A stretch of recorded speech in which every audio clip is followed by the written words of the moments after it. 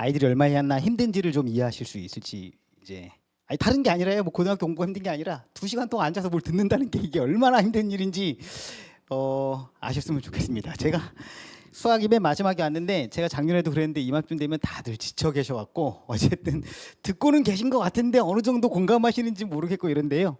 그리고 진짜 뭐 이런 얘기를 하면 또 시간이 더 갈 텐데 어쨌든 오신 학생분들 진짜 대단한 것 같아요. 사실 왜냐하면 자기 공부를 자기 관심 가진다는 게 사실은 어렵거든요. 저희들도 그래서 학생들이 꼭 설명해 왔으면 좋겠다. 제가 이제 설명하면서도 왜 이걸 학부모님들한테 얘기하고 있지? 본인들이 알고 본인들이 이해하고 본인들이 뭐 겪어보고 비교해야 되는데 학부모님들은 뭐 당사자인 것 같기도 한데 그래도 아닌 것 같은데 이런 생각이 들어서 어쨌든 고1 설명회 때는 이제 최대한 학생들 보라 이렇게 얘기를 하는데요. 어쨌든 저는 이런 사람이고요. 저는 책을 쓰고 있습니다. 올해 제가 냈던 책이고요. 실제로 그냥 책이 무슨 자체 교재 되게 많죠. 근데 어떤 학원도 자체 교재 보니까 그냥 진짜 심한 데는 표지가리만 하고 그냥 책 복사해 쓰는 데도 있고요. 그냥 뭐 시험 문제들 이렇게 출제해주는 유료 사이트 같은 거 있어요. 그거 계약해 쓰시는 분들도 있고. 근데 저는 공식적으로 지금 책을 다 출판을 한 상태고 올해 내내 제가 1학년 수업을 안 맡고 이제 고3만 했고요. 그 다음에 제가 예비고일 수업도 아쉽지만 못하는 이유도 내년에도 이 학생들 쓸 책을 다 쓰려고 하고 있습니다. 그래서 다 원고는 다 있는데 또 그거를 디자인하고 다시 검수하고 또 최신 트렌드 반영하고 이런 게 좀 너무 어렵더라고요. OS는 개념서고요. 그다음에 펀치라인은 실전 문제 풀이서고 기출 아이디어는 수능 기출 분석서입니다. 저는 이런 게 저의 실력과 저의 실력을 입증할 수 있는 그리고 제가 매일 정진할 수 있는 가치라고 믿고 살고 있고요. 그래서 학기 중 기본 커리큘럼부터 말씀을 드리면 이것도 전부 다 제가 쓴 교재로 합니다. 방학은 기본적으로 이제 시중 교재로 쓰긴 하는데요. 첫 기초 잡기는 개념서를 하나 썼고요. 그다음에 이제 실전 개념까지 확장하는 책으로 갔고요. 그다음에 펀치라인은 실전 문제 풀이라고 부르는 건데 그건 제가 차차 도대체 실전 개념이 뭐고 도대체 개념이 뭐고 실전 문제라는 게 뭐고라는 거를 좀 설명을 드릴 거고 아마 수학을 좀 많이 공부한 학생들은 어느 정도 동감해 줄 수 있는지 잘 모르겠습니다. 한번 들어보시면 될 것 같습니다. 그리고 학교별 내신 기출 문제 저희도 다루는데요. 뒤에서도 말씀드리겠지만 학교별 내신 기출 문제 그렇게 큰 의미가 있는지 솔직하게 모르겠습니다. 그리고 어떤 학원들은 강남권 기출 문제 풀린다고 광고하는데 아는 사람들 보면 다 좀 그냥 의아해합니다. 강남권 기출 문제를 왜 풀리냐면요. 그게 좋아서가 아니라 그게 구하기가 제일 쉬워요. 휘문고, 숙명여고 다 올라오고요. 그거 쉽습니다. 근데 왜 다른 학교 기출 문제를 풀죠? 그 학교 기출 문제도요. 사실은 저는 아이들한테 자기 실력 테스트해라. 네가 작년으로 돌아갔다면 지금 알게 된 걸 그때도 알았더라면 즉 작년으로 돌아가서 네가 이 시험 문제 봤으면 몇 점이나 맞을 것 같니? 이런 거예요. 어차피 올해 다르고 내년 다르거든요. 작년에 냈던 걸 어느 수학 선생님이 작년에 냈으니까 또 해볼까? 절대 이러지도 않아요. 그리고 학교의 경향을 파악하거나 자기 실력을 테스트하거나 이런 거면 모르겠는데 그런 건 의미가 없거든요. 하지만 저도 학원은 있습니다. 보강교재예요. 보강교재. 일요일에 하는 두 번째 보강교재고요. 먼저 수학은 뭐 여기도 많이 속할 것 같은데요. 공포스러운 과목이죠. 입시에서 가장 중요하고 입시에서 수학 당락만 검색하시면 수학은 대입 당락은 다 수학이 가르죠. 한 번도 빠진 적 없이 수학이 대입의 당락을 가릅니다. 그래서 뭐 입시의 꽃 같은 과목이기도 하고요. 스포자가 많습니다. 어떠한 2015년에 서울시 교육청이 조사한 거에 따랐던 것 같은데 그때 이제 제가 여기 싫지는 않았는데 국포자는 4%라고 했고 영포자는 17%라고 했는데 수학포 기자가 50%가 좀 넘었던 것 같아요. 수학포는 보통 고등학교 때 일어납니다. 고등학교 1학년 수학이 양이 많고 어렵고 갑자기 많아지고 갑자기 힘들어지고 이러니까 그럼 이제 이렇게 생각하실 수 있어요. 지금 바뀐 등급으로 3등급 미만 때는 대부분 다 수포라고 보셔야 돼요. 사실요. 저도 엄밀하게 말하면 그건 제가 한 말이 아니라 정승재 강사님께서 얘기하셨는데 4등급 미만, 40% 미만, 60% 아이들 다 수포잖아 이렇게 얘기하는데 반쯤은 동의합니다. 스스로 의지로 포기하지 않았다 할지라도 대부분 다 비슷합니다. 그만큼 허들이 높아요. 수학은 어쩔 수 없습니다. 학부모님한테 엄마 아빠한테 꼭 물어보세요. 수포한 거 아니냐고. 그러실 수 있습니다. 절반 이상이거든요. 중고등학교 차이는 다음과 같이 좀 제가 구성해봤습니다. 양이요. 요거는 중학교 3학년 1학기 과정이거든요. 중학교 3학년 1학기 과정이고 어떤 그 유튜브 영상이 14배라고 했는데 좀 줄여서 10배라고 했습니다. 약간 과장은 있는데 뭐냐면 이 과정들이 여기 다 있죠. 인수분해, 2차 방정식, 2차 함수 여기 있어요. 한 단원에. 이게 줄어든 거거든요. 1학년 1학기가 줄어들어서 이만큼인데 이거 소단원 다 세면 14배가 되니까 14개가 되니까 그래서 14배다 이렇게 얘기한 건데 약간 좀 과장은 있는 것 같은데 뭐 그래도 반만 틀린 것 같습니다. 한 교과로 따지면 교과에 그냥 양으로 따지면 한 4~5배 될 텐데 공부해야 될 그런 어떤 주제들로 따지면 10배 정도 되는 것 같아요. 일단요. 개정고입과정은 다음과 같아요. 사실 크게 바뀐 거 없다고 보시면 돼요. 이거는 수학 1이고 이건 수학 2 완전 동일하고요. 소수가 좀 바뀌었을 뿐이고 여기도 거의 바뀐 게 없습니다. 행렬이요. 그거는 저는 이제 제가 행렬 가르쳤을 때의 내용에 10%밖에 안 들어갔다고 보시면 돼요. 이건 진짜 하나도 중요한 게 아니고요. 그 다음에 이 경우에서 여기 뒤에 있던 게 이 도형의 방정식 뒤로 미루면서 바꿨어요. 그러니까 양 조절했다고 보시면 되지 양이 줄어들었다? 아닙니다. 양은 전혀 줄지 않았습니다. 양은 여전히 많고요. 제가 지금 교육과정으로 전체 양들을 좀 가늠하실 수 있게 페이지를 만들어 봤는데요. 지금 교육과정 양 조절했는데 이전에 얼마나 진짜 지독했냐면 개념원리 페이지 수거든요. 358페이지에서 230페이지. 1학년 1학기 때 350페이지를 다 나가는 게 이제 중앙고고요. 다 못 나가니까 맨 뒷단에서 자르는 게 가재울고 명지고 많은 학교들이 거기서 잘랐던 거예요. 수학원 수학2 보시면 이게 양이 전부는 아니죠. 수학원 수학2 보시면 수학2가 양이 적은데 수학2가 어렵습니다. 수학2가 지금 바뀐 제목이 이제 미적분 1이고요. 그 미적분 하면 이제 괜히 어려워 보이고 그러잖아요. 그러니까 이런 게 있는데 교육 과정에도 그 내용을 잘 보시면은 요거는 다 새로운 단원들이에요. 그 제가 애들한테 지수로그 어렵니? 그럼 포기하고 삼각함수하고 어려우면 이제 포기하고 수열 잘하면 돼. 다 못하면 괜찮아. 뭐 어떻게 되겠지. 근데 여기는요 다 한 내용이에요. 함수의 극한 연속 미분 적분 다 한 내용이에요. 중간에 어디 끊기면 못해요. 수포가 이렇게 일어나죠. 사실 수학은 쌓고 이거라고 정의하자. 자, 그 다음에 이제 이렇게 되겠지? 그 다음에 이렇게 되겠지라는 논리예요. 그러니까 마치 제가 국어라 영어가 이런 논리가 없다는 건 아닌데 기본적 능력이 있어도 이 작품 해설할 때 빠지고 다음 작품 해설할 때 들어오면 되거든요. 근데 수학은 전 시간에 안 들어오고 전 시간에 무슨 집중을 안 하면 다음 시간에 얘기하는 게 전 시간에 기반에 위에 있는 거예요. 그러니까 중등의 수학의 기반에 고등이 있고 고등 수학은 어디에 기반이 있냐면 공통 수학 1에 기반이 있는 거예요. 이건 수능의 간접 출제 범위라고 부르거든요. 이거 내용 다 써갖고 한다는 거예요. 근데 물론 다 나오는 건 아닙니다. 여기서 이제 기본기들을 배운다고 보면 되는데 기본기가 좀 많죠.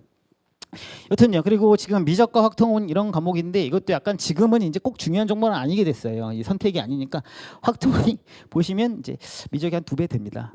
그래서 미과애들이 정말 힘들고 이제 미적을 이거 전에 나갈 수가 없어요. 수학 1, 2 전에 나갈 수가 없어요. 이게 다 써서 하는 거거든요. 그러니까 이제 미적을 3학년 이렇게 때 나가니까 아까 말씀드렸듯이 N수생들한테 지금 현재 이과 3학년 1학기에 배운 아이들이 밀릴 수밖에 없는 이유는 미적에서 온다. 이렇게 생각하셔도 괜찮은 것 같아요. 중학교 고등학년 차이를 이제 저는 양보다는 질이 핵심이라고 보는데요. 이런 겁니다. 이 하나의 실체를요. 위에서 보면 이렇고 옆에서 보면 이렇고 옆에서 보면 이래요. 저한테 중학교 3학년 과정을 요 내용을 설명하세요라고 하면 2시간 안에 전부 처음부터 끝까지 끝낼 수 있어요. 별거 아니에요. 근데 이거를 잘라서 이것 따로 배운다고 보시면 돼요. 근데 고등도 이렇게 하다가는 아까도 말씀드렸지만 양에 치여서 도저히 할 수가 없어요. 이렇게 되는 거예요. 이것 따로 장님 코끼리 만지듯이 하니까 그러니까 이게 도대체 엮이지도 않고 무슨 내용인지도 모르고 양은 어때요? 점점점 늘어나죠 사실요. 그러니까 엄밀하게 말하면 예를 들면 통계 이거 다 한 내용이에요. 중학교 때 배운 통계 제대로 배우면 이게 다 한 내용이에요 사실요. 이게 그래서 제가 이거 배울 때 중학교 통계 처음부터 시작해요. 평균이 뭐예요? 표준 편차가 뭐예요? 왜 표준 편차가 그거예요? 왜 공식이 그렇게 돼요?를 이해하면 그거 조금 모양 바꾸고 그거 조금 모양 바꾸고 그거 조금 모양 바꾼 거다. 이렇게 생각하셔도 별로 무리가 없어요. 그리고 수학을 선행하신 분들이 있을 수 있는데 잠시만요. 그 여기서 배우는 게 있습니다. 이거 항등식이라는 건데요. 항등식하고 여기서 배워요. 정점을 지나는 직선, 정해진 점을 지나는 직선 2개가 같은 거라는 걸 아시나요? 이렇게 물어보면 거의 대부분의 고등학교 1학년 학생들, 심지어 고등학교 1학년 지난 학생들도 몰라요. 저게 똑같은 거예요. 그러니까 제가 이거를 이렇게 한번 묻고 이렇게 한번 물었는데 같은 거 모르겠는데 이렇게 되는 거예요. 예. 정점을 지나는 직선도래요. 정해진 점이라는 뜻이에요. 그럼 반대는 동점이에요. 움직인다는 뜻이에요. 그럼 변수고 상수고 뭐 이런 내용이랑 연결되는데 그 두 개 같은 걸 몰라요. 그러니까 대부분의 아이들이 다 이렇게 하고 있는 거예요. 중학교는 된다니까요. 양이 적고요. 쉽고요. 이러니까 어떻게든 암기로 버티는데 양이 늘면 이걸 외워서 할 수 있는데도 당연히 한계가 있을 수밖에 없죠. 그 다음에 연산 능력이요. 당연한 거예요. 연산 능력 너무 당연한 거예요. 구구단 잘한다고 고등부에서 박수 쳐주지 않습니다. 87에 56 와 잘했다 이런 거 안 해주죠. 중학교 때 나오는 1차식 연산 같은 것들이 고등부에서는 숨쉬듯 해야 되는 거고요. 처음에 배우는 게 연산이에요. 예, 연산이에요. 인수분해도 연산입니다. 곱셈이고 나눗셈이에요. 덜셈, 뺄셈, 곱셈, 나눗셈 하자는 건데 지금 3학년들한테 인수분해 딱 보자마자 안 떠오르면 그런 애들 없어요. 4등급도 없어요. 근데 1학년 때는 뭐예요? 보자마자 안 떠오르죠. 그러니까 당연히 뭐예요? 가서 되게 반복을 많이 해야 돼요. 기본 연산이니까. 이제 이런 게 힘들어지는 거예요. 다음에 올 때까지 기본적으로 연습해서 오고 이래야 되는데 그게 안 되니까 좀 어려워지는 거죠. 그래서 저는 그래서 실력이라고 말하는 겁니다. 이게 제가 쓴 기출의 아이디어 책의 일부인데요. 아마 여기까지 배우신 분은 없을 텐데 정적분으로 정의된 함수는 사실 세 가지로 해석할 수 있어요. 이거 세 가지라고 제시하는 분도 별로 없습니다. 제가 인간 강사님 여러분 거 듣고 배우는데 그런 분도 별로 없습니다. 제가 독창적인 건 아닙니다. 그냥 그런 거라고 저는 유형화를 하고 있는 겁니다. 왜냐? 이게 지금 2022년 7월 공통 15번이에요. 15번은 객관식에서 가장 어려울 수 있는 자리거든요. 이거는 3번 차수 추론의 아이디어로 푸셔야 되는 거예요. 근데 본질적 의미는 1번이고요. 기하적 해석은 2020년 수능 나형 20번이 기하적 해석을 풀어야 되고 2021년에 또 나왔어요. 기하적 해석을 하면 그러면 계산 없이 몇 가지 과정만 가지고 얘를 풀어낼 수 있어요. 저는 이거를 본질을 뚫는다라고 표현하는 거예요. 꿰뚫어서 푸는 거지 이게. 그러니까 내용을 깊이 있게 이해하면 꿰뚫 수 있는 거지 짜잘한 스킬 갖고 버티고 계산 갖고 버티는 게 아니라는 겁니다. 어쨌든 이것도 할 말이 많은데요. 자, 그 다음 1학년 1학기로 갑시다. 이건 좀 배우신 분이 있을 거예요. 나머지 정리가 그래서 뭡니까? 제가 아이들한테 만약에 저희 상담 오시면 제가 맨날 묻는 게 그거예요. 나머지 정리 배웠거든요. 나머지 정리도 배우고 인수분해도 배워요. 제가 물으면 나머지 정리가 뭐예요? 그러면 애들이 다 오늘은 문제 풀 줄 알았는데 인수분해가 뭐예요? 그러면 이제 벙뜨기 시작하는 거예요. 인수분해, 인수는 뭐고 분해는 뭔가. 거기서부터 시작하는 거죠. 인수를 뭐라고 정의할 거냐가 우리가 앞으로 인수를 어떻게 사용할 거랑 관련이 돼 있어요. 나머지 정리는요. 제가 만든 게 아니라요. 이거 유클리드라는 수학자가 만든 건데요. 모든 정수는 이렇게 생겼다고 이 모양이 기본 골격이에요. 제가 독창적으로 제시한 게 아닙니다. 옛날 정석에는 저거부터 시작하고 있었어요. 저는 수학의 정석파인데 옛날 정석엔 이거였고 이거를 배우기 시작하고 연구하면서 이게 정수의 모든 모양이니까 정수는 다 이렇게 쓰면 되는구나. 이거 자르면 약수와 배수구나. 그게 인수구나. 인수로 식을 작성하기가 수학초에서 가장 중요한 식 작성하기의 내용이구나. 이렇게 연결되는 거예요 사실. 근데 아까도 말씀드렸지만 이게 다 분절되니까 이게 뭔지를 모르는 거죠. 그래서 나머지 정리가 뭘까요? 나머지를 구하지 않고 나누지 않고 나머지를 구할 수 있다가 나머지 정리예요. 나누지 않고도. 근데 그게 거봐요. 엄마한테 아빠한테 꼭 물어봐요. 대부분 수포이실 거야. 왜냐면요 나누지도 않고도 나머지를 구할 수 있다고. 원래 나눠준 다음에 맨 마지막에 나오는 게 나머지잖아요. 나누지 않고 나머지를 구할 수 있다가 나머지 정리가 가진 실제 의미예요. 근데 책 보시면요, 그냥 이게 나와요. 이게 나오고 아이들이 나머지 정리 개념이 뭐예요? 그럼 이걸 막 말해줘요. 근데 이게 무슨 의미인지 설명해봐요. 그럼 아무도 설명을 못해요. 그러니까 문제는 푸는데 뭔지 모르고 푸는 거예요. 그냥 푸는 거예요. 보이면 이렇게 하라고 배웠거든요. 이거는 어떻게 이게 개념이죠? 이건 공식인데 공식도 공식이 아니에요. 제가 오늘 설명드리고 싶은 게 이거예요. 개념이 그래서 뭡니까? 라고 하면 진짜 학원도 그렇고 사람들도 그렇고 다 개념을 이상한 말로 써요. 개념이 뭡니까? 응용 개념이란 말도 들어봤어요. 응용 개념. 이거 약간 그 따뜻한 차가운 따뜻한 아이스 아메리카노랑 똑같은 것 같은데 응용 개념은 뭘까? 저도 사투리처럼 쓰긴 합니다. 실전 개념이라고요. 그건 좀 다른 얘기인데 어쨌든 개념은 정의랑 달라요. 책상이라고 하자가 정의지 책상이 개념입니까? 그건 아니거든요. 개념 복잡해요. 현상과 사물에 대한 일반적 지식. 구체적 사실들에서 균합하여 뭐냐면 각각의 구체적 사실들에 해당하는 걸 추상화하는 거예요. 이거라고 정의하고 이거라고 의미하는 거죠. 그걸 다시 거꾸로 정의해 가면서 개념 공부를 하는 거니까 사실 개념은 되게 어려워요. 그러니까 중등부에서 이것도 저는 약간 반쯤 상술이자 사투리 같은 걸로 생각하는데 저희 학원 제가 상담할 때 개념은 됐는데 응용심화를 못해요. 그러면 저는 그냥 듣고 흘립니다. 그냥 개념을 모른다는 거예요. 응용심화가 안 된다는 건.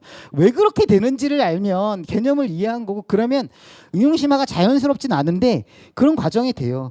제가 수능 기출의 아이디어라는 책의 서문에 이렇게 썼어요. 킬러 문제가 뭘까요? 어디 무슨 조상님이 와갖고 이렇게 풀어야 돼라고 발상이 어려운 걸까요? 그게 아니라 개념을 한 5개쯤 연결해 놔요. 전범위에서. 그럼 이걸 계속 이어가면서 적용하고 이어가면서 적용하는 건데, 당연히 5개에 대한 개념이 분명하지 않으니까 어디서 끊긴다고요. 그래서 어려운 거예요. 다음 해석이 안 되고 다음 해석이 안 되니까. 그러니까 킬러 문제 해석을 막 하기 시작하면 애들이 다 끄덕여요. 다 끄덕인다고. 다 알겠다는 거죠. 킬러인데. 전국에 만점자가 한 200명도 안 되는 시험도 있었는데, 즉 200명도 제대로 못 맞추는데, 근데 자기 건 안 되는 거예요. 사실 그래서 어려운 거지, 무슨 응용심에다 이렇게 생각하시면 좀 어렵다. 그래서 우리가 개념이란 걸 제대로 잡으려면 이런 겁니다. 이것도 어려울 수 있는데요. 이건 수학2니까 이게 바로 개념을 정확하게 묻는 거예요. 그러니까 뭐냐면 고등에서, 중등도 그렇게 안 묻지만 연속이 뭐예요? 그 다음 미분 가능이 뭐예요? 이런 말을 할 때 말할 수 있는 친구들, 이거는 연속이라는 거고 이건 미분 가능이라는 거고, 이걸 차집합을 했으니 연속인데 미분이 불가능하다는 거를 해석해서 푼다는 거예요. 그러니까 수학도 해석력, 독해를 얘기하는 게 바로 이런 내용이거든요. 예, 그러니까 약간 뭐 어느 학원들이 개념 수업한다고 이렇게 네모칸 파놓고 뭐 채우게 하고 이런 거는 제가 볼 때는 그냥 책 외우게 하는 거랑 똑같은 거지. 그게 개념인가? 개념은 그럼 뭡니까? 말하셔야 돼요. 연속이 뭡니까? 이어진 겁니다. 그럼 끊어졌다는 건 뭐라고 정의할 건가요? 3가지로 나와요. 점프 불연속, 제거 가능 불연속, 뭐 나와요. 그거로부터 시작하고 그거를 식을 써내고 식을 써낸 걸 읽고 이런 거가 종합되는 거예요. 문제 풀이는 훈련일 뿐이라고요. 그래서 나머지 정리요. 다시 돌아오면 저는 이거를 제 영상으로 만들어 놓고 이런 걸 하고 있어요. 그 블로그에도 쓰는데, 나머지 정리가 어려워지는 이유라는 게 있습니다. 그냥 나머지 정리 고난도로 네이버에 검색해 보시면 나머지 정리 고난도 유형 1, 유형 2, 유형 3 이렇게 푸세요는 있어요. 그걸 보고 우리 아이들은 이렇게 푸세요를 배운 다음에 안다고 느낀 다음에 가서 풀긴 풀어요. 근데 유형 17이 나오면 어떡하죠? 못 풀잖아요. 그럼 왜 어려워지나요? 이거를 정리하는 게 저는 실력이라고 생각하고, 제가 감히 저 잘해요라고 말씀드리는 건 저는 이거 다 정리가 돼 있어요. 자, 대수학의 기본이 있습니다. 미지수 개수와 식개수가 뭐여야 돼요? 일치해야 돼요. 좀 어려운 얘기죠. 미지수가 2개면 식이 몇 개 있어야 돼요? 2개 있어야 돼요. 미지수 개수와 식개수가 맞지 않으면서 이건 자연스럽게 맞게 만들어지는 게 나머지 정리의 보통의 문제들인데, 이게 불균형이 일어나면서부터 시작하는 거예요.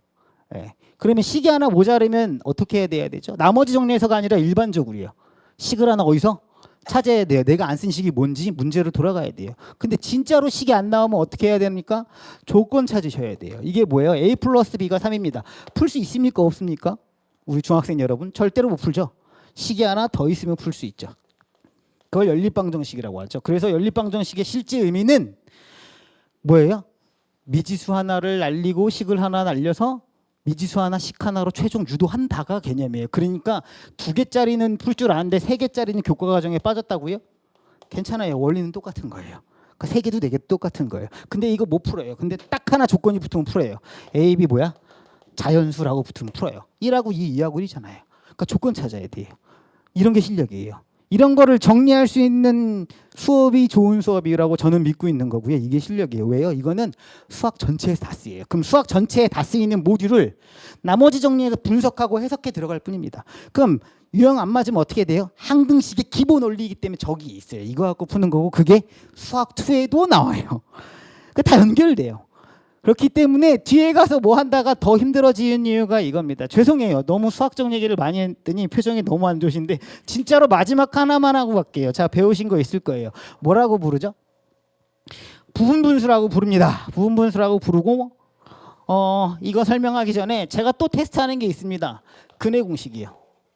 근해 공식 어떻게 됩니까? 그러면은 대체로 알아요. 2분의 마이너스 B 플러스 마이너스. 아마 기억도 하실 겁니다. 자, 그거 왜 나왔습니까? 어떻게 나온 거예요? 그럼 다들 그 안에 판별식이 있는 건 알아요?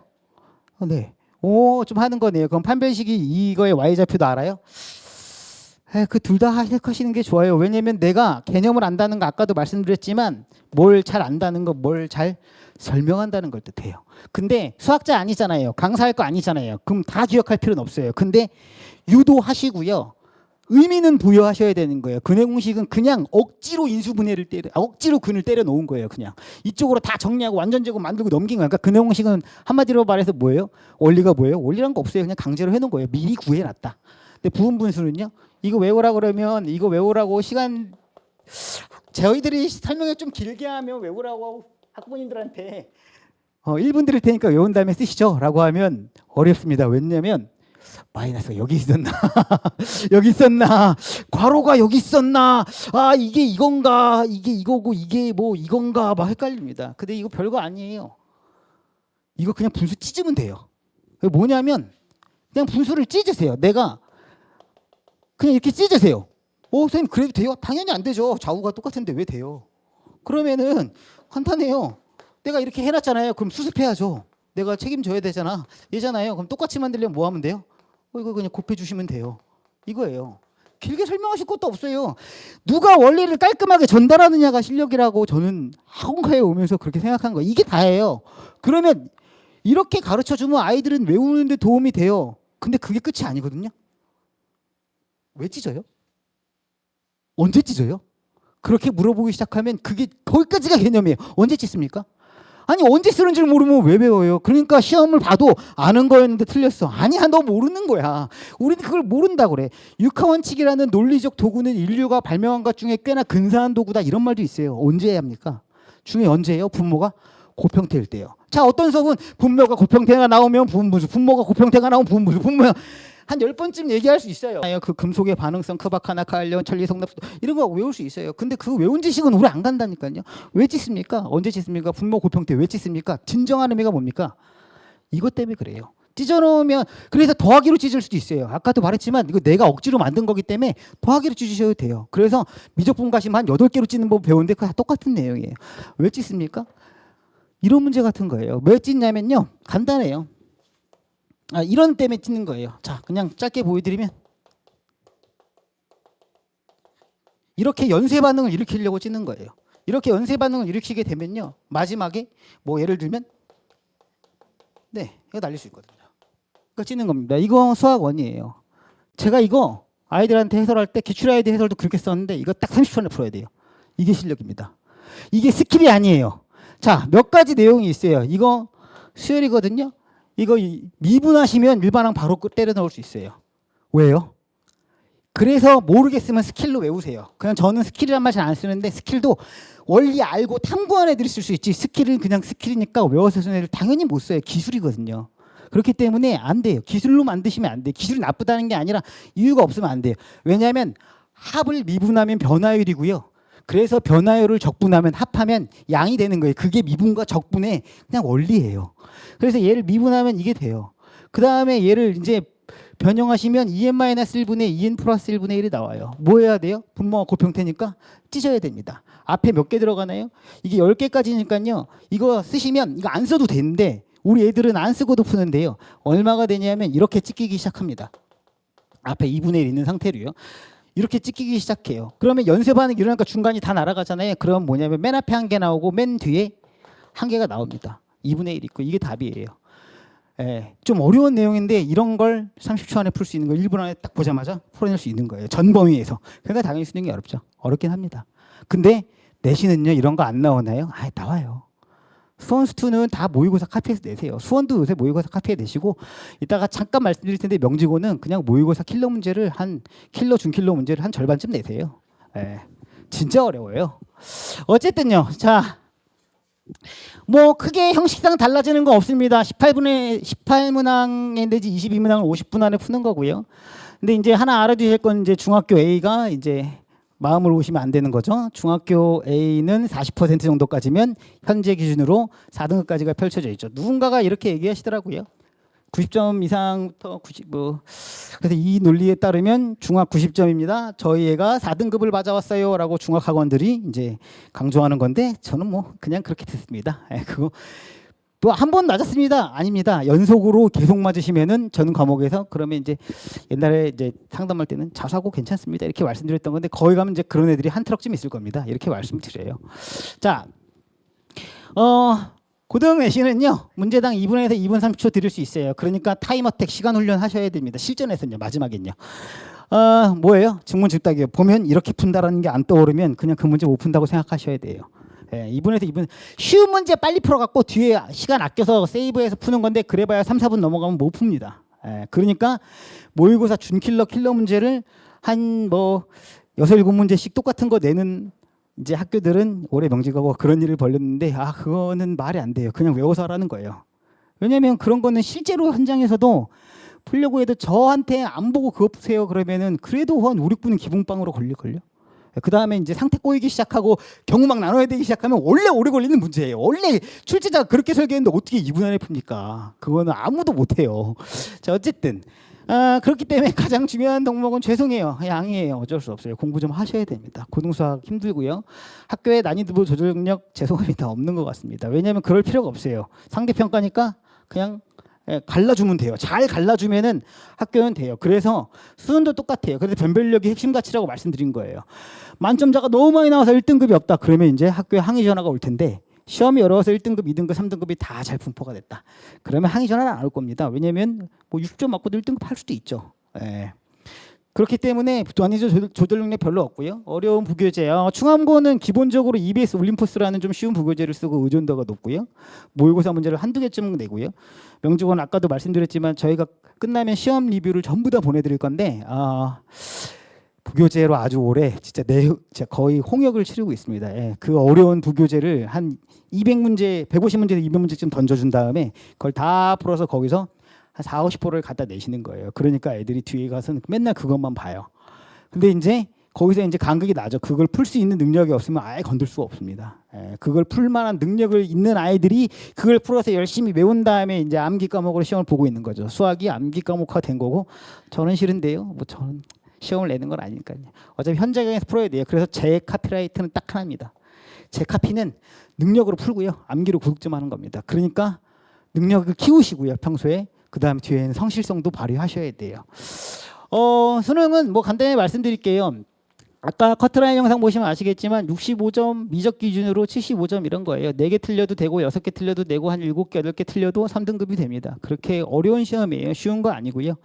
여기서 이제 수원2는 카피해서 내는 거니까 우리가 기본적으로 수능 문제 아이디어 같은 것들은 알 필요가 있는데 근데 저는 내신과 수능이 완전 반대 방향으로 생각하는 사람은 아니어서 꼭 그런 건 아닙니다. 아까도 말씀드렸지만 실력을 잘 키우면 된다. 내신은 내신답게 3주 전, 4주 전부터 잘 공부하면 된다. 이렇게 생각하고요. 다음에요. 선행이 안 되는데 어떡하죠? 이런 질문 진짜 너무 많이 받는데 선행을 했다가 잘 안다가 아니죠. 헬스장에 갔다는 건 운동을 했다와는 다른 얘기입니다. 헬스장에 가서 핸드폰만 보는 사람도 있으니까 그건 아닙니다. 이거랑 똑같아요. 얼마나 코어, 핵심을 잘 보존하고 있는가가 핵심이에요. 아까 말씀드렸지만 그래서 미분을 역연산하면 적분인 건 아는데 그게 적분이 합이란 건 아나요? 그러면 변화율을 계속 적분하면 양이란 건 아나요? 그런 걸 알아야 된다는 거예요. 문제를 풀었다, 문제를 맞췄다 이런 거는 어떻게 보면 논외일 수 있어요. 그리고 제일 많이 드리는 말씀은 고등수학 이거는 대체로 참일 수 있어요. 고등수학 성적이 뛰어난 학생들은 대체로 선행이 되어 있죠. 이건 경험적 참이죠. 그렇죠. 수학 잘하는 애들은 어디까지 했어요? 이런 거 보면 뭐 어디까지 했고 어디까지 했다는 거죠. 이거가 경험적으로 참이라고 한들 이게 참은 아니라는 거예요. 자, 선행하신 분들 아시죠? 역은 참이 아니에요. 즉 선행이 되어 있는 학생은 수학을 대체로 잘한다. 아닙니다. 그건 절대로 아니에요. 제가 그 상담 오신 분들한테 알려드린 사례 중에 하나가 공교롭게 같은 학년인데 저희가 학원 처음 만들고 그 아이 중에 하나가 동명아이였고요. 동명여고 아이인데 68점으로 와서 다다음 시험에 1등급을 하고 그 전교 1등도 한번 찍고 결국 수학으로 대학을 갔습니다. 이 아이는 저한테 처음 올 때 선행은커녕 문제집도 제일 얇은 거 하나 사서 들고 왔어요. 처음 보는 문제집을. 왜 샀어요? 제일 얇아서요. 이렇게 얘기했던 애예요.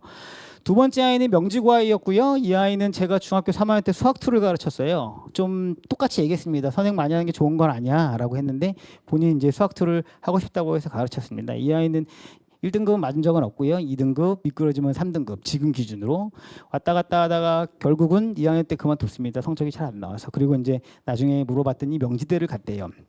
그리고 저 전 학생은 국어 4, 영어 4, 5 이렇게 맞는데 수리논술로 숭실대를 뚫어냈고요. 예. 제가 수리논술 보는 게 어떻겠냐라고 여름방학 좀 권했어요. 이 친구가 발상 아이디어 뭐 너무 좋고 공부 너무 성실히 하고 너 기본기에 강하고 이래갖고 그랬던 거였거든요. 어쨌든 지금 뭐 해야 되냐라고 하면 100번 양보해도 수학은 절대 그렇지 않습니다. 현우진 씨가 메가스터디 설명회에 등장하셔갖고 한 말이 1학년들은 내신하세요였어요. 내신 잘 하시면 돼요. 내신과 수능이 절대로 반대 방향은 아닌 거예요. 영어랑 국어는 그럴 수 있다고 하면 욕하실 텐데 그럴 수 있어도 수학은 그렇지 않습니다. 수학은 절대 아니고요. 그러니까 고1 수학, 공통 수학에 집중하시면 되고요. 평균 중등 80점 정도 나왔습니다. 수학은 중간부터 못해요. 그러니까 중간에 무슨 뭐 어디까지 끊어졌다 이런 거 안 돼요. 그러니까 수업 잘 듣고 숙제하시고요. 그냥 앉아서 듣고만 있지 마시고요. 그 다음에 펜 쓰시고 식 쓰시고요. 제발 공부하세요. 일단 공부하시고 일단 뭐라도 하세요. 일단 뭐라도 하셔야 돼 지금. 자, 90점입니다. 공부하세요. 똑같아요. 공부라는 걸 해야 돼요. 님들아 문제만 풀지 말고요. 대학 가도 공부하면 그럼 대학 교수님들은 문제 뭐 1분에 하나씩 푸는 문제풀이 기계입니까? 공부는 그게 아닙니다. 그렇기 때문에 공부란 걸 하셔야 돼요. 어떤 태도가 필요하냐면 제가 이런 건데 논리적 전개 능력인 식을 봐요. 식을 써내는 훈련을 봐요. 왜냐하면 첫 줄의 식이 틀리잖아요. 그럼 뭡니까? 아주 시간과 정성을 다해서 오답으로 달려가는 거예요. 4분, 6분 걸려서 오답으로 갑니다. 논리적 전개 능력 이렇게 해서 이렇게 되는구나를 눈으로 보고 손으로 쓰고 계속 확인하는 거예요. 그래야 암기도 돼요. 암기를 무슨 전화번호 외우듯이 하는 게 아니죠. 뭐예요? 맨날 가는 길을 맨날 갈 뿐이에요. 그냥. 그러면 자연스럽게 외워져야 돼요. 자, 때우는 자와 배우는 자라고 했는데 누가 봐도 이 친구는 때우는 거예요. 아무런 성의가 없고요. 뭘 하려는 게 아니에요. 그냥 아는 거 대충 푸는 거예요. 이런 학생들은 잘할 수가 없어요. 이런 학생들은 계속 식 쓰고 갈구면 나가더라고요. 어쨌든 이것도 마찬가지입니다. 지난주에 본 시험이에요. 지난주 토요일날 주간 테스트를 봤고요. 주간 테스트인데요. 이 친구가 14개 맞고 이 친구가 15개 맞았는데요. 누가 발전 가능성이 높냐? 이 친구요. 왜요? 유리함수는 그래프를 다 그려서 확인하는 거고요. 함수는 그래프 그리려고 배우는 거라고 해도 과언이 아니고요. 넌 모르겠지만 유리함수의 킬러 문제들은 전부 그래프를 그려야 합니다. 예, 그래서 상황 나눠 풀어야 돼요. 근데 이 친구는 가능성이 있어요. 지금 몇 개 맞느냐가 중요한 게 아니에요. 지금 몇 개 당분간 당장 될 게 아니거든요. 수학은요. 그렇기 때문에 이 학생은 발전을 할 수가 없습니다. 죄송하지만. 그래서 습관을 고쳐야 돼요. 그래서 실전에 넘어가겠습니다. 저희 수업은 이렇게 되고 죄송합니다. 넘어가겠습니다. 간단하게 말씀드리면 책은 쉽게 갈 거고요. 내용은 깊이 있게 갈 거예요. 저희가 다시 다 보내드릴게요. 그 고1 과정에서 반드시 알아야 되는 주제들을 한 거예요. 그냥 나열된 거라고 할 수 있을 텐데 수업은 책을 다 끝내는 게 목표는 아닙니다. 그리고 매주 테스트를 볼 거고요. 클리닉 할 거고 매 수업마다 일일 테스트를 할 거예요. 간단합니다. 그 학원이 빡세서 그런 게 아니라요. 중3 애들이 지금 공부를 안 해요. 수업을 한 1시간쯤 제가 막 강의를 이 차함수의 의미가 이런 거야 막 그러면 다 자요. 그렇기 때문에 문제를 좀 풀어줘야 됩니다. 지금 좀 힘든 시기입니다. 커리큘럼은 이렇게 됩니다. 저는 방학부터 시작하고 시중 개념서와 가벼운 연습서로 시작한 다음에 제가 썼던 개념 노트로 다지고요. 시중 연습서 센으로 이제 연습을 합니다. 간단해요. 개념 숙달이에요. 실전 개념까지 갑니다. 그러니까 기초 개념 잡고요. 더 어려운 것까지, 즉 더 어려운 거라고 하면 뭐라는데 일반화된 지식까지. 이게 연결되면 이렇게 연결되는 거니까 이것도 배우고 마원급수도 배우자 뭐 이렇게 간다고 보시면 되고요. 펀치라인 역시 제가 쓴 책이고요. 실전 문제 풀이서고 올해 수능 엔제로 썼습니다. 그 시중 연습서 쓰고요. 시험 보강 2주치는 이제 주요 기출 문제 보고 이렇습니다. 커리는 참고만 하세요. 이거는 저희들이 이거 작년 거고 올해부터는 거의 달라지진 않는데 다시 좀 기획 중에 있습니다만 크게 다르지 않습니다. 진도 따라 가야 되고요. 계속해서요. 다음 진도 방학부터 시작하고 방학 때는 선행하시고 이런 게 가능하긴 합니다. 그래서 이렇게 학기 중에 다른 걸 한다고 생각하시면은 내신은 포기하는 게 되니까 이제 정시 파이터가 되는데 글쎄요 정시한테 맞을 수 있습니다. 조심하시고요. 수능반은 고3부터 시작합니다. 모든 교육과정은 고2 때 끝나야죠. 그래야 1년 수능을 준비해서 갈 텐데 지금은 미적분 2죠. 그건 어떻게 될지 몰라서 3학년 커리큘럼은 잘 모르겠습니다. 학교의 교육과정 배치에 따라 다릅니다. 마지막으로 저희 학원 전체에 대한 설명을 드려야 돼요. 저희 학원 전부 강의하고요. 과제하고요. 클리닉하고 테스트하고 이런 것이 전부 모든 수업이 다 이렇게 들어갑니다. 그러니까 그 강의는 제 입으로 말씀드리기 좀 뭐한데 자신 있습니다. 저희는 중등부 안 하는 게 못해서 안 하는 게 아닙니다. 너무 쉬워요. 저희들한테. 재미도 없고요. 물론 중등부가 안 중요하다는 게 아니에요. 고등부 와서 실력으로 깊이 있게 공부하라가 저희들의 컨셉이긴 합니다. 그리고 책들 다 저희들이 쓰고요. 사서 쓰는 책 별로 없습니다. 있는데 뭐 문제 사서 쓰고 이러지 않습니다. 주간 테스트도 다 거의 저희가 냅니다. 저희 채널이에요. 그 저희들이 공개 영상 다 올리고 있거든요. 300개 정도가 공개되어 있고요. 나머지 공개 안 되는 것도 있는데 어머님이 보시면 아무것도 모를 겁니다. 왜 공개하냐면 자신 있어서요. 네, 자신 있으니까 공개한다 이꼴 잘한다는 아닐 수 있습니다. 전 잘하기 때문에 저희들은 다 공개합니다. 그리고 자신 있습니다. 뭐 틀렸다고 하면 배우면 되죠. 근데 학생들 보고 비교해보라고 하시면 돼요. 보고. 다만 짧게 편집된 거 말고요. 이건 수업 영상이니까. 어쨌든 저희들 강의만큼은 자신 있고요. 테스트 빡세려고 하는 거 아닙니다.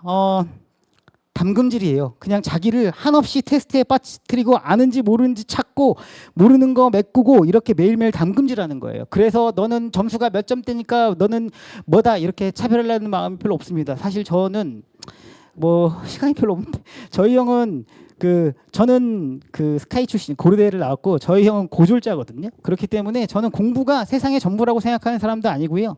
공부가 그 사람을 인생을 좌우한다고도 생각하는 사람은 아닙니다. 다만 나중에 뭐 할지 모르면 공부라도 잘해놓는 게 세상 사는 데 있어서는 되게 편하다는 걸 몸으로 겪었습니다. 저 형과 저의 인생의 궤적을 보고 사람들의 대우를 보면 저는 뭐가 그렇게 좋았다고 저한테 잘해주는 사람이 많았는지 모르겠는데 어쨌든 그렇습니다. 그래서 테스트 너무 부담스러워하지 마셨으면 좋겠어요. 왜냐면은 이제 학부모님들이 매주 시험 본대. 얼마나 좋아. 근데 아이들이랑 상담할 때 저희 매주 테스트하고 이거 결과 다 학부모님께 날라가요. 이제 그러면 이거 한 첫 주에 몇 명 그만두고요. 상담 왔다 마지막에 이거 하면 그만둡니다. 클리닉은 다 1대1로 진행하고요. 아이들이 이제 뭐 질문하세요 그러면 이제 다 눈치 보고 안 해요. 내가 저것도 모른다고 무시받으면 어떡하지? 근데 이제 저희가 설명회 끝나 학부모님들한테 질문하실래요? 그럼 아무도 안 하시는데 어쨌든 그거랑 똑같은 겁니다. 클리닉은 다 1대1이고요. 개별 맞춤형으로 저희들이 보완하고 있긴 합니다. 그래서 클리닉실에서 다 1대1로 하고 클리닉이라는 말도 저는 되게 싫은데 아픈 거 아니잖아요. 모르는 게 아픈 거 아니잖아요. 근데 왜 클리닉일까? 그냥 진단과 처방을 받는 거예요. 내가 뭐가 약하고 내가 풀이가 제대로 썼는지 하는 거고요. 그리고 질문하려고 그러면 저희들이 몇 가지 룰 같은 걸 정하긴 하는데 이런 거예요. 875번 설명해 주세요. 그러면 얻어가는 게 없어요. 내가 이거 여기까지 풀었는데 선생님 이거 맞아요? 이게 잘 이해가 안 돼요. 이런 거 묻는 아이들은 잘 할 수 있어요. 왜냐하면 자기가 모르는 거를 예리하게 정리해서 오는 거잖아요. 그러니까 문제를 다 풀었다가 자기 공부 다 했다가 아니에요. 모르는 걸 찾고요. 모르는 걸 고민해보고 그 다음에 이제 질문을 갖고 오면 더 좋죠. 하지만 현실은 네, 875번 설명하겠습니다. 이러면 설명해 주는 겁니다. 예. 그 다음에 모든 강의는 전부 녹화하고 수업을 제공하는데 이거는 저희들이 결석한 학생들 이제 보강용으로만 하다가 실제로 잘 모르고 그러면 보더라고요. 또 수업이 맨날 제 컨디션은 아니니까 졸고 뭐 이런 아이들이 이제 뭐 다시 이해가 안 되면 돌려보고 돌려받아서 이해했어요. 이런 아이들이 있기 때문에 모든 수업은 지금 제가 말하는 모든 장면은 다 촬영되고 있는데 영상 보시면 어떠한 식으로 수업하시는지 아실 수 있을 겁니다. 과제는 이제 저희들은 공통과제가 있고 학생들 맞춤형으로 되고 있어요. 학생이 테스트 거의 다 맞고 실제 올해 1학년 충암고 아이가 그랬는데 테스트 거의 다 맞고 그 다음에 과제 다 외우면 이제 위기감을 느낍니다. 사실 저는 공부는 간단히 말해서 점진적 과부하의 원리예요. 어려운 얘기 아니에요. 근육 생성의 원리랑 똑같아요. 점진적으로 과부하. 점점 무게를 늘려야 돼요. 어제보다 조금 더 무거운 무게를 들고 어제보다 조금 더 빠르게 달리려고 하고 어제보다 폐를 조금 더 괴롭히면 폐활량도 늘고 근육도 늘어요. 공부도 똑같아요. 어제보다 조금 더 어려워. 그래서 개념 노트보다 펀치라인보다 엔드게임보다 뭐 지할갈 이런 게 계속 준비가 되어 있고요. 그걸 계속 만드는 이유가 거기 있습니다. 그래서 저희들은 모든 클리닉 결과들이 이런 식으로 누적되고요. 이런 식으로 지난번에 과제 얼마나 했는지 나오고요. 그 다음에 이제 채점도 안 하고 풀이도 안 쓴다 그러면 수학은 빵점에서 50점 정도 나갑니다. 그래서 좀 타이트합니다. 왜냐하면 습관을 고쳐야 돼요. 그리고 테스트 결과도 날아가요. 각오하고 오셔야 돼요. 맞아요. 학생들이 있다면 각오하고 오셔야 돼요. 엄마가 이번 주에 몇 점 맞았는지를 다 확인하세요. 괜찮아요. 몇 번 확인하시다가 확인 잘 안 하시는 것 같아요. 그리고 저희들의 이제 악평도 있습니다. 그렇게 부모님들이 한가하지 않습니다. 여러분만 계속 쳐다보고 있지 않습니다. 자. 학생들을 가르치며 느끼는 것을 마지막으로 진짜 빨리 말씀드릴게요. 공부량 너무 적습니다. 저희들이 보기에. 아까도 말씀드렸지만 대학 입시 만만치 않고 고등학교 입시 만만치 않은데 일단 저랑 3번이랑 관련이 있는데 숙제 갖고 싸우기 시작하면 1등급 절대 안 돼요. 그러니까 지금 바뀐 등급 1등급 절대 안 돼요. 그러니까 저는 춤을 가르치는 저는 어렸을 때 춤을 췄는데 제가 춤 동작을 막 가르쳐요. 그럼 보면 잘합니까? 돌아가서 거울 보고 하셔야 돼요. 제가 22년 전쯤에 대회 나가서 춘 첫 장면을 첫 동작을 저 아직도 출 수 있어요. 그렇기 때문에 진짜로 계속 연습하는 거예요. 양은 죄가 없어요. 양치기는 문제인데요. 양은 죄가 없어요. 해겔이 이런 얘기를 했어요. 양질전환의 법칙이라고. 양이 쌓여야 질적 전환을 해요. 물이 끓을 만큼 열이 많아야 수증기로 발전하지, 열도 없는데 계속 쳐다보면 수증기가 됩니까? 자전거 타는 거 계속 보면 자전거 잘 탈 것 같죠? 수영하는 거 계속 보면 나도 수영 잘할 것 같죠? 안 그렇습니다. 절대로 성실함이 1번입니다. 공부 비중은요, 제가 수학 가르쳐서 억한 심정이 있는 건데 왜 1대1로 하죠? 국영수 성적 비슷하면 1대2대4로 하세요. 왜 그런지는 수학이란 과목의 특징이 그런 데다가 제가 아까 설명 못한 거에 있어요. 수능 비중이 그렇지가 않습니다. 전 인문계인데요. 그러면 조금 조정해 드릴 수 있는데 그렇게 많이 조정이 안 돼요. 그건 좀만 더 알아보면 데이터가 얘기하고 있어요. 근데 3학년입니다. 뭐 전형이 뭐입니다. 그에 따라 달라지는데 어쨌든 공부 비중도 조정해야 돼요. 그리고 대치 동호회들이 왜 잘하냐면 저희 조교님 중에 한 분이 대치 퀴즈였는데 연세대였고요. 지금 그만두셨는데 저는 대치 퀴즈 했어요 이러더라고요. 안 힘들었어요 했더니 맨날 울면서 했어요. 그거예요. 대치동 애들은 엄마들이 다 이겨요. 이기셔야 된다고 말씀드리기가 뭐한데요. 저도 공부 강제로 하는 거 너무 싫어하는데 저희들 원래 컨셉이 그렇지가 않아요. 공부는 자기가 하는 거예요. 그래서 제가 진짜 여기 오신 중3 여러분들 정말 대단하다고 느끼는 거예요. 자기가 하려고 해야 하는 거예요. 저도 고1 때까지 춤추고 저는 힙합 차돌이었습니다. 아주 힙합에 빠져 살았어요. 공연장 다니고 힙합이 is my life라고 외치고 살던 사람이에요. 게임 대회 나가고 죄송합니다. 습관 고쳐야 돼요. 저희들이 그렇기 때문에 관리형 프로그램을 여기 들어오면서 만들었습니다. 휴대폰 수거하고 이런 거 안 하고 싶었거든요. 할 놈은 하고 안 할 놈은 죽어도 안 해요. 진짜로 봤어요. 휴대폰 단속하면 뭐합니까? 제가 가면은 휴대폰 한 대가 더 있던데요. 저도 그랬어요. 야자 뭐 담타기 제가 기가 막히게 했습니다. 저는 얻어맞으면서 학교 다녔어요. 공부만 잘했을 뿐이지. 어쨌든 근데 트레이너 같은 거더라고요. 겨울에 추운 날 회원님 추운데 운동하러 나오셔야 돼요. 전화 받으면 가더라고요. 가서 앉으면 또 하더라고요. 근데 그걸 보여준 게 저기 있는 아이들 중에 한 명이 그거를 여실하게 보여줬어요. 저희 3년째 다니는 친구가 자작년 겨울인가 하고 변하는 거 보면서 해야겠다라는 생각이 들었습니다. 그래서 잘 안 되면 저희들이 비중하고 관리 시간표 다 짭니다. 저희들은 어중이 떠중이 아니고요. 이거 2학년 겨울방학이에요. 당연히 수학 무조건 하셔야 돼요. 이과 갈 거면요. 그렇기 때문에 이게 사례인데 저희들은 대학에 가기 위한 거지. 아까도 하는데 국어 4등급, 영어 5등급, 수학 1등급이면 서울하는 대학 못 가요. 그래서 얘기한 거예요. 수리논술 한번 해볼 거냐고. 된다는 보장이 없다고. 경쟁률 진짜 세다고 다 알려주면서 몇 군데 풀어봐. 가천대랑 뭐랑 풀어보라고 했어요. 왜냐하면 그렇게 하면 대학을 못 가요. 그 뭐 영어 1등급해서 서울대 갔다? 다른 것도 1등급이었겠죠. 그냥 원래 잘하는 애잖아요. 그걸로 갖고 안 되잖아요. 그렇기 때문에 과목별 비중 이런 게 있어야 돼요. 저는 진짜로 그 아이한테 와서 과제 다 했냐? 야 그럼 수능 특강 국어 풀어. 국어 제발 이렇게 얘기했었던 사람이에요. 겨울방학 윈터 프로그램도 있는데 저희들은 기획은 이 정도로 하고 있어요. 10시부터 10시까지 해야 되는지 솔직하게 모르겠습니다. 저희들 솔직하게 말씀드리면 10시부터 10시까지 해야 되는지 모르겠어요. 학부모님도 해야 된다고 생각하시죠. 근데 왜 아침 10시에 와야 돼요, 얘가요? 오후 1시 올 수 있잖아요. 근데 왜 아침에 공부해야 아침부터 해야 잘 된다고 생각하시죠? 아니 그러면 수능에 보려면 한 6개월 전부터 수능 시간표대로 살아야 되네. 그렇지 않거든요. 1시부터 해도 돼요. 그냥 그날 정해진 거 하면 되고요. 맨날 꾸준히 하면 돼요. 사실 맨날 할 필요도 없어요. 좀 밀릴 수도 있죠. 살다 보면요. 일주일 정도 간격을 두고 정해진 걸 내가 수행해 나가면 돼요. 그러면 상 주시면 돼요. 그래서 저희 학원 안 다니셔도 좋은데 월요일부터 일요일까지 시간표 만드시면 안 돼요. 애들이 죽어요. 힘들어요.